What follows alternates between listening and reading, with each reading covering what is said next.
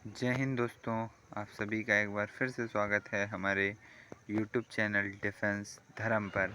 जैसा कि आप लोग लगातार देख रहे हैं कि आप लोगों को 2-3 दिन से लगातार अवकलन के वीडियो मिल रहे हैं। पूरा चैप्टर हम कवर करने की कोशिश कर रहे हैं लगातार। पहले फार्मूले देन प्रैक्टिस, और फार्मूले के साथ भी हम प्रैक्टिस कर रहे हैं। आज फिजिक्स का वीडियो नहीं आ पाया है। कल नेक्स्ट आपको 2 फिजिक्स के वीडियो और अवकलन में जो प्रॉपर्टीज़ हैं वो सब्स्टिट्यूशन मेथड के वीडियो मिल जाएंगे।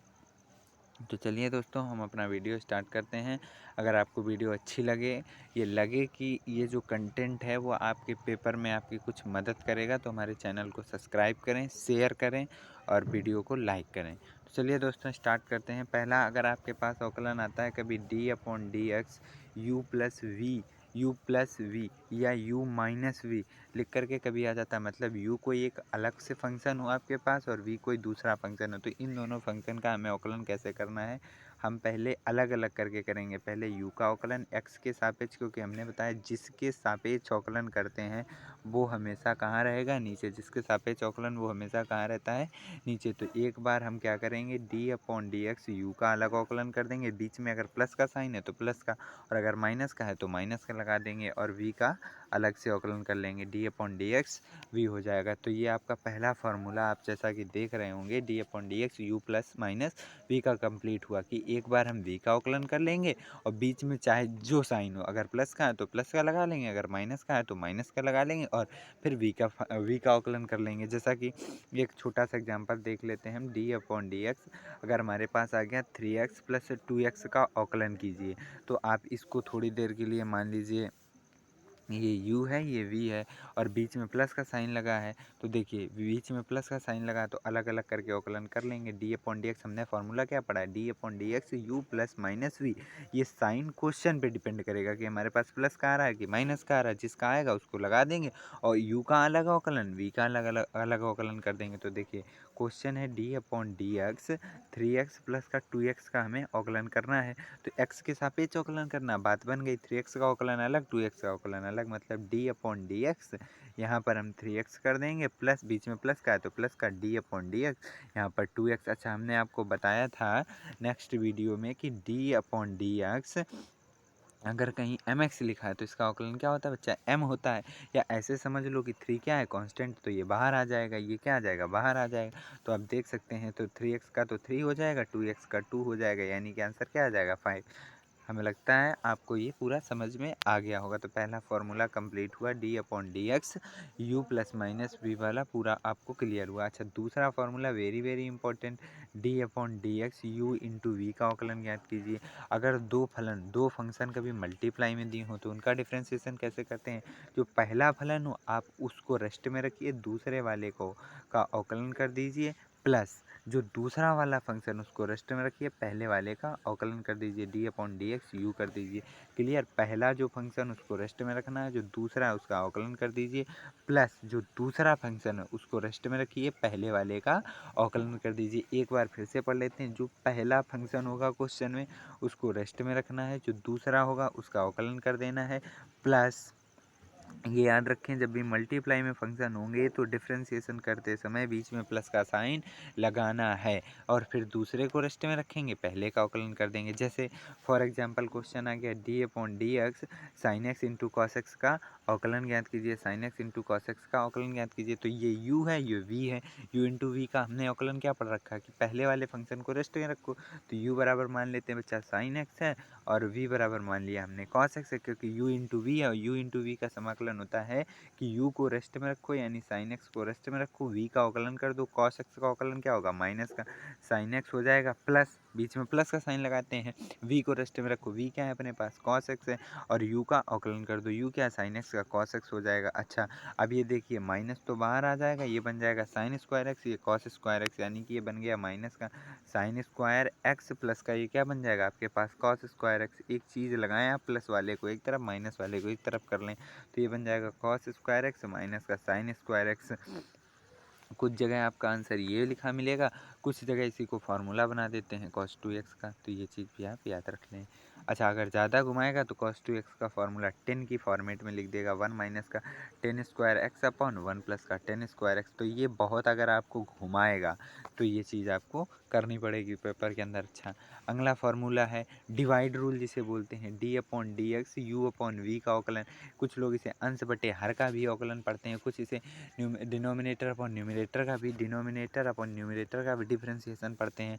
जो जैसे याद कर ले, हम तो ये बताएंगे d upon d x u upon v का आपको अगर अवकलन करना है तो नीचे वाले का स्क्वायर कर दो, फिर आप क्या करो नीचे वाले को रेस्ट में रख दो, ऊपर वाले का क्या कर दो अवकलन। अच्छा जब मल्टीप्लाई में फंक्शन है तो प्लस लगाना है, और जब डिवाइड में फंक्शन है तो बीच में माइनस लगा दो, और माइनस लगाने के बाद में क्या करना है आप यू को रेस्ट में रख देना, वी का अवकलन कर देना d upon d x v. Screen छोटी है इस वजह से आप इसको सीधे से यहाँ से याद कर लें, नीचे वाले का स्क्वायर कर दें, कहने का मतलब नीचे वाले का आप स्क्वायर कर दीजिए और फिर नीचे वाले को रेस्ट में रखिए, ऊपर वाले का अवकलन कर दीजिए, माइनस लगाइए, ऊपर वाले को रेस्ट में रख दीजिए, डी अपॉन डी एक्स नीचे वाले का आप क्या कर दें अवकलन कर दें। ये चीज़ याद रख लें। जैसे कि एग्जांपल देख लें, D upon d x sine x upon आपको कॉस एक्स का डिफ्रेंसिएशन करना है। कुछ लोग इसे टेन एक्स भी बोलते हैं, हम यहाँ से टेन एक्स का डिफ्रेंसिएशन सीधा प्रूव करके दिखा देंगे कि आपको टेन स्क्वायर एक्स कैसे होता है। तो क्या होगा, इसे आप यू लेट कर लें, इसे वी लेट कर लें। हमने क्या बोला कि आपको नीचे वाले का स्क्वायर करना है, फिर नीचे वाले को ही रेस्ट में रखना है, ऊपर वाले का अवकलन कर देना है। तो साइन एक्स का क्या होगा बच्चा, कॉस एक्स होगा, और बीच में माइनस लगाना है, फिर क्या करना है ऊपर वाले को रेस्ट में रखना है, साइन एक्स नीचे वाले को अवकलन। ये चीज़ ऊपर है, ये चीज़ क्या है, सॉरी एक मिनट, ये बनेगा आपके पास कॉस एक्स, ये बनेगा साइन एक्स का डिफ्रेंसिएशन कॉस एक्स, और नीचे वाले का यहाँ पर स्क्वायर था कॉस स्क्वायर एक्स, यहाँ पर हम माइनस लगा देंगे, अपने पास क्या बचेगा, फिर हम ऊपर वाले को रेस्ट में रखेंगे, यहाँ पर हो जाएगा साइन एक्स, और कॉस एक्स का जो डिफ्रेंसिएशन होगा माइनस का कॉस एक्स हो जाएगा, ये माइनस यहाँ चला जाएगा, तो ये पूरा बन के आ जाएगा आपके पास कॉस स्क्वायर एक्स, ध्यान से समझेंगे, प्लस का साइन स्क्वायर एक्स अपॉन क्या हो जाएगा कॉस स्क्वायर एक्स बन जाएगा। तो ये कॉस स्क्वायर एक्स ये पूरी वैल्यू 1 हो जाएगी, 1 upon cos square x equal to ये आएगा आपके पास सेक स्क्वायर एक्स। तो ये प्रूव हो गया कि टेन एक्स का डिफ्रेंसिएशन, टेन एक्स का जो डिफ्रेंसिएशन होगा d upon d x of tan x equal to sec square x, ये प्रूव हो गया। प्रूव हो गया आपका d upon d x sine x upon cos x equal to, question है क्या आंसर आएगा, तो आप इसे याद रखेंगे सेक स्क्वायर एक्स। अगला वेरी वेरी इंपॉर्टेंट क्वेश्चन, अच्छा d y d two y upon d x square जो है इसका मतलब होता है द्वितीयज अवकलज, इंग्लिश में बोलते हैं सेकेंड डेरिवेटिव, सेकेंड डेरिवेटिव। ये पहले वीडियो में हमने आपको बताया कि d two y upon d x square निकालने का क्या तरीका है, इसे कहते हैं द्वितीयज अवकलज। मतलब कोई भी फंक्शन अगर आपके पास वाई बराबर एफ एक्स है तो डी टू वाई अपॉन अगर इसमें आपको डी एक्स स्क्वायर निकालना है तो इसका तरीका होता है, सबसे पहले आप इसका प्रथम बार अवकलन कर दीजिए, फर्स्ट डेरिवेटिव वाई बराबर एफ डैश एक्स, फिर जो आए पहली बार अवकलन करने पर जो कुछ भी आए उसका दोबारा अवकलन कर दीजिए, मतलब d two y upon d x square is equal to होता है डी अपॉन डी एक्स, जो फर्स्ट डेरिवेटिव था d y upon d x. ये ऑब्जेक्टिव क्वेश्चन भी पूछ सकता है पेपर में। अच्छा लेकिन d two x upon d y square निकालने का तरीका है, जो आपने फर्स्ट डेरिवेटिव निकाला था उसके आगे लगा दो माइनस, उसकी होल पावर बना दो 3 अपॉन जो सेकंड डेरिवेटिव है उसको ऐसे लिख दो। ये वेरी वेरी इंपॉर्टेंट क्वेश्चन है कि द्वितीय अवकलज तो निकालना आसान है, लेकिन उसका अगर आपसे इन्वर्स पूछे, मतलब d two x upon d y square पूछे तो कैसे निकालना है, सबसे पहले फर्स्ट डेरिवेटिव निकालना है, उसके आगे माइनस का साइन लगा देना, उसकी होल पावर 3 कर देना, अपॉन सेकेंड डेरिवेटिव लिख देना है। ये बहुत इंपॉर्टेंट है। कुछ लॉग की प्रॉपर्टीज़ हैं जो आगे काम आएंगी। अगर लॉग का बेस कुछ भी हो और उनके दो इनपुट मल्टीप्लाई में दिए हों, तो अगर लॉग का बेस सेम है तो दोनों इनपुट प्लस में आ जाएंगे, लॉग एम प्लस एन। या इसे भी कह सकते हैं अगर लॉग का बेस सेम है उनके दो इनपुट प्लस में हैं तो वो दोनों मल्टीप्लाई में आ जाएंगे, मतलब लॉग बेस एम एन बराबर होगा लॉग बेस में e m plus log base में ई एन। मतलब लॉग का बेस कुछ भी हो, लॉग का बेस कुछ भी हो, अगर लॉग का बेस बराबर है तो उसके दोनों इनपुट अगर मल्टीप्लाई में है तो प्लस में आ जाएंगे, और अगर प्लस में है तो मल्टीप्लाई में। लेकिन कंडीशन क्या है, बेस बराबर होना चाहिए। ये हमने आपको बताया था कि लॉग में जो कुछ ऊपर लिखा होगा, यहाँ जो कुछ लिखा होता है उसे बोलते हैं इनपुट, उसको बोला जाता है इनपुट, और यहाँ पर जो कुछ भी लिखा होगा उसे बोलते हैं बेस। अच्छा, अगली प्रॉपर्टी, अगर लॉग का base e upon m n है, ई लॉग का बेस ई है और इनपुट दिया गया है अपॉन की फॉर्मेट में, एम अपॉन एन दिया गया है, तो आपको क्या करना है, लॉग का अगर बेस सेम है तो दोनों इनपुट अगर डिवाइड में है तो क्या होंगे, माइनस में। कहने का मतलब ये है कि लॉग बेस में ई एम अपॉन एन बराबर लिख देंगे लॉग बेस में e m minus log N.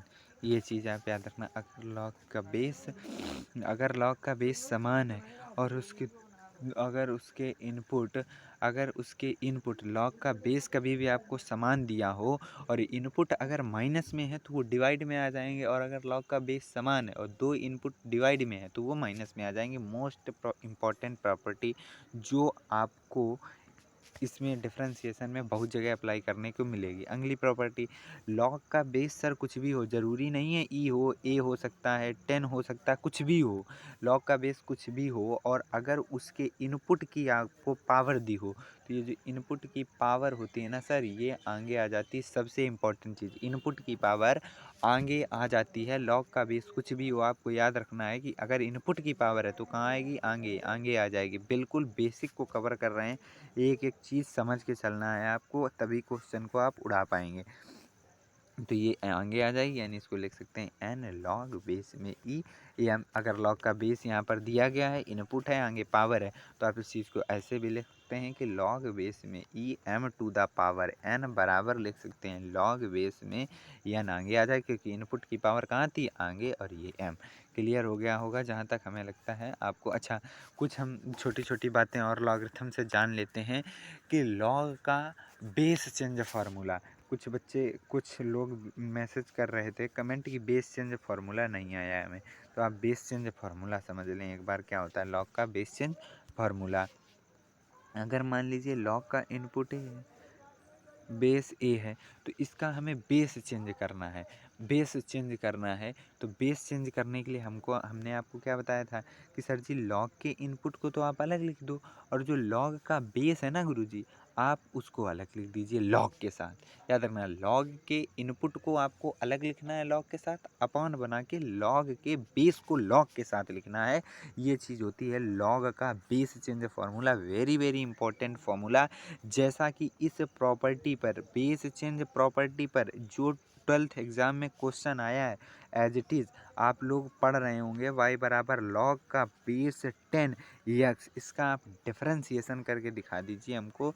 अब ये बहुत इंपॉर्टेंट कॉन्सेप्ट है। अच्छा, लॉगरिथम से ये बहुत इंपॉर्टेंट कॉन्सेप्ट और क्वेश्चन है, ये पेपर में आया हुआ क्वेश्चन है, आपको इसको मतलब अवॉइड नहीं कर सकते हैं। लॉग का बेस 10 है और इनपुट एक्स है, इसको सॉल्व करना पड़ेगा। एक चीज़ आप यहाँ पर आज नोट डाल के लिख लें कि जब तक सर लॉग का बेस ई होगा, ये वेरी वेरी इंपॉर्टेंट चीज़, जब तक लॉग का बेस ई होता है तभी तक हम लॉग का डिफरेंशिएशन और इंटीग्रेशन कर सकते हैं। जब जब लॉग के बेस के साथ छेड़खानी होगी तब हमें बेस चेंज फार्मूला अप्लाई करना पड़ेगा। मतलब बिना बेस ई के हम लॉग का ना तो डिफरेंशिएशन कर सकते हैं ना इंटीग्रेशन। तो जैसा आपको क्वेश्चन पता था y बराबर लॉग बेस में 10x, इसमें आपको क्या करना है, बेस ई तो है नहीं, मतलब लॉग का डिफरेंशिएशन इंटीग्रेशन पॉसिबल नहीं है, हमें क्या करना पड़ेगा, बेस चेंज फार्मूला। और हमने बेस चेंज फार्मूले के लिए आपको प्रॉपर्टी बताई कि जो इनपुट है उसे लॉग के साथ आप अलग लिख दीजिए, अपॉन लगाइए, लॉग के साथ में लॉग के बेस को लिख दीजिए लॉग बेस 10। अब ये तो बन गया कांस्टेंट। अब इसका बेस आपको पसंद है ई लगा दीजिए, 10 पसंद है 10 लगा दीजिए, मतलब कुछ भी लगा सकते हैं बेस चेंज करने के बाद। अब आप इसका कर लीजिए डिफरेंशिएशन, तो ये बन के आई थी फॉर्मेट y बराबर आपके पास log x upon log base में 10। बच्चा ये तो कांस्टेंट बाहर आ जाएगा, यानी कि ये आ जाएगा 1 अपॉन लॉग, यहाँ पर आपके पास 10, और लॉग x का क्या होता है 1 अपॉन x।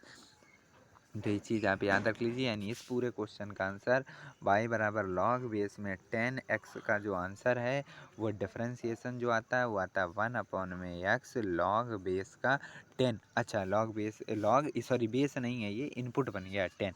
अच्छा, कुछ लोग इसे ई लिखते हैं, ई भी यहाँ लिख दिया जाता है। तो अच्छा, एक चीज़ आप और समझ रहे हैं, लॉग में अगर ऐसे लिखा है, ये चीज़ ऐसे लिखी है कि b और ए इनपुट में तो बी है, बेस में ए है, तो जब इसे उल्टा करेंगे तो इसका सब कुछ उल्टा हो जाएगा। बेस इनपुट बन जाता है, इनपुट बेस बन जाता है, base input, input base, base input.